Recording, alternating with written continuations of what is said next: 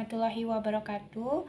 Perkenalkan, nama saya Ci Nurul Akidah Fatila, Prodi Ekonomi Syariah, NIM 2021G1D007. Di sini saya akan mempresentasikan tugas mata kuliah ayat dan hadis ekonomi tentang riba. Baik, di sini saya akan menjelaskan pengertian riba.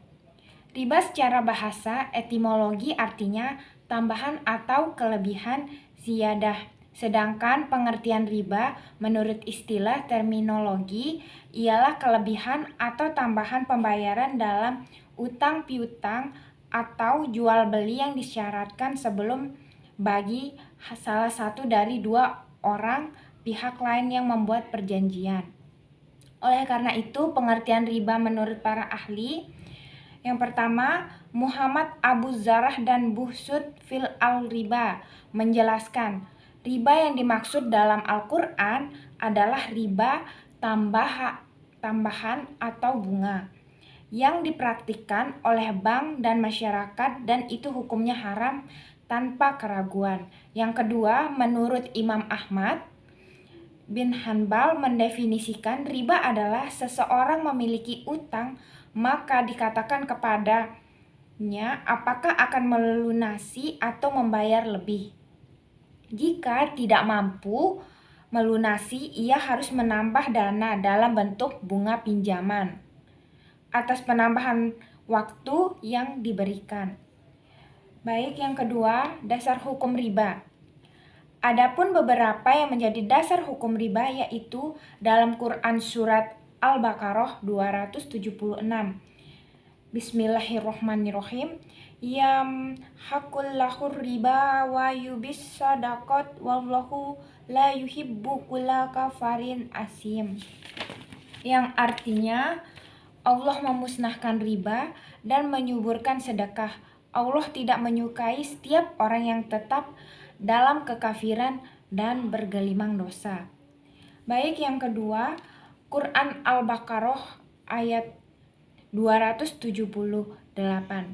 Ya ayyuhallazina amatakullaha warazaru ma baqiya minar riba in kuntum mu'minina. Artinya, wahai orang-orang yang beriman, bertakwalah kepada Allah dan tinggalkan sisa riba yang belum dipungut jika kamu orang beriman. Di sini saya juga akan menyebutkan macam-macam riba, yaitu yang pertama, riba fal. Riba merupakan kegiatan transaksi jual beli atau pertukaran benda atau barang yang nantinya akan menghasilkan riba, tetapi dengan jumlah atau yang berbeda. Contoh dari riba ini adalah pertukaran uang 100.000 dengan pecahan 2.000 rupiah. Namun jumlah totalnya hanya 48 lembar saja, sehingga jumlah nominal uang yang diberikan hanya 96.000.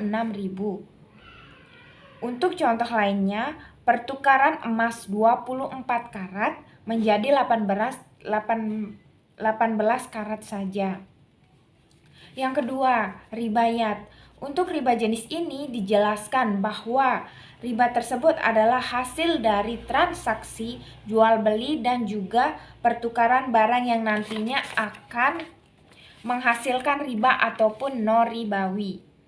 Akan tetapi, waktu penerimaan serah terima kedua akan mengalami penundaan. Contohnya, riba jenis ini dalam kehidupan sehari-hari adalah penjualan yang akan dihargai dengan 12 juta rupiah bila dibayar secara tunai. Sementara jika pembeli akan membayar motor tersebut secara kredit, maka akan dihargai senilai 15 juta. Baik pembeli ataupun penjual tidak akan menetapkan harga beberapa jumlah nominal yang harus dibayar sampai transaksi selesai. Yang ketiga, riba nasiah. Riba merupakan kelebihan yang diperoleh dari proses transaksi jual beli dengan jangka waktu tertentu. Biasanya, transaksi tersebut menggunakan dua jenis, yaitu barang yang serupa. Akan tetapi nantinya ada waktu penangguhan dalam pembayaran. Contohnya dari riba nasiah adalah penukaran emas 24 karat yang dilakukan oleh dua belah pihak yang berbeda. Ketika pihak pertama sudah menyerahkan emasnya, tapi pihak kedua mengatakan akan memberikan emasnya milik dalam waktu 1 bulan lagi. Hal tersebut menjadi riba karena emas bisa berriba kapan saja. Yang ketiga, riba qard. Jenis riba qard merupakan tambahan nilai yang diperoleh karena dilakukan pengembalian pokok nominal hutang dengan beberapa syarat yang berasal dari pemberian hutang. Contohnya, dari riba tersebut dalam kehidupan sehari-hari adalah pemberian hutang 100 juta oleh seorang rentenir, tapi terdapat bunga senilai 20% dalam waktu 6 bulan. Yang kelima, riba jahiliyah. Riba jahiliyah merupakan tambahan ataupun kelebihan jumlah nominal pelunasan hutang yang sudah melebihi pokok jumlah pinjaman. Umumnya, hal tersebut terjadi karena peminjam tidak bisa membayar sesuai waktu yang telah disepakati. Adapun contoh dari riba jenis ini adalah proses transaksi peminjaman uang senilai 20 juta dengan ketentuan waktu pengembalian yaitu 6 bulan. Apabila tidak bisa membayarkan secara tepat waktu, maka akan ada nominal tambahan dari total pinjaman. Baik, di sini saya akan membacakan hadis tentang riba. Yang pertama, hadis riwayat Ibnu Dunya tentang perbandingan riba dan zina. Diriwayatkan dari Anas bin Malik RA bahwa Nabi bersabda, sesungguhnya 1 dirham yang didapatkan seseorang laki-laki hasil riba lebih besar dosanya di sisi Allah daripada berzina 36 kali. Hadis riwayat Ibnu Abi Dunya. Yang kedua, hadis riwayat At-Tahabarani tentang riba sebagai tanda datangnya kiamat, menjelangnya kedatangan hari kiamat tanpa menyebar riba, perzinahan dan minuman khamar. Hadis riwayat At-Tabarani. Yang ketiga, hadis riwayat At-Tabarani tentang riba sebagai penghalang. Apapun Allah jauhilah oleh kalian semua dosa-dosa yang tidak diampuni, dan beliau menyebutkan salah satunya adalah memakan riba. Hadis riwayat At-Tabarani.